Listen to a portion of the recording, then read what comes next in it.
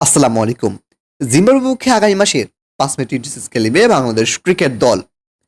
Series মাঠে করানোর ৩ ম্যাচের আগে প্রথম ৩ ম্যাচের জন্য স্কোয়াড ঘোষণা করেছে বাংলাদেশ ক্রিকেট বোর্ড বিসিবি। প্রথমবারের মতো টি-20 দলের সুযোগ পেয়েছেন ওপেনার তানজিদ হাসান তামিম। গত বছরের আগস্টে জাতীয় দলের জার্সিতে ওয়ানডেতে অভিষেক হয়েছিল তার। এবার দেশের আরেকটি ফর্মেটে নিজেদের প্রমাণের পালা এই তরুণ ব্যাটারের। বিশেষ করে বিশ্বকাপের আগে এই সিরিজটি হতে পারে সুবর্ণ সুযোগ তানজিদের। এছাড়া আরেক তরুণ ব্যাটার পারভেজ ইমনও এই স্কোয়াডে সুযোগ পেয়েছেন। তারা সুযোগ রয়েছে বিশ্বকাপে খেলার। আবার এদিকে সবার জলপর অবসান ঘটিয়ে দীর্ঘ 18 মাস পর দলে ফিরেছেন pace bowling allrounder Mohammad Saifuddin. তবে স্কোয়াডে রাখা হয়নি সাকিব আল হাসান ও আইপিএল ব্যস্ত থাকা মোস্তাফিজুর রহমানকে। দেরি না করে একটা কিছু দেখে নেব জিম্বাবুয়ের মুখে প্রথম 3টি টি-20 ম্যাচের জন্য কেমন হলো বাংলাদেশের শক্তিশালী squad.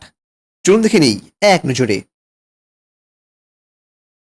Number 1 Parvez Hossain Emon, opening batsman. Number 2 Liton Kumar Das, opening batsman. Number 3 Najmul Shanto, one down batsman.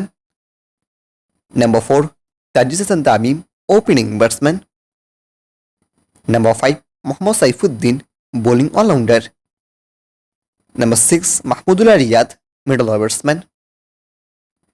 Number 7 Rishad Hossain, bowling allrounder. Number 8 Sheikh Mehedi Hasan, bowling allrounder. Number 9 Tanvir Islam, spin bowler. Number 10 Taskin Ahmed, fast bowler. Number 11 Jaker Ali Anik, wicket keeper and batsman. Number 12 Tanzid Hasan Sakib, fast bowler. Number 13 Afif Hossain Dhruba, middle order batsman. Number 14 Towhid Hridoy, middle order batsman. and 15 Shoriful Islam, fast bowler.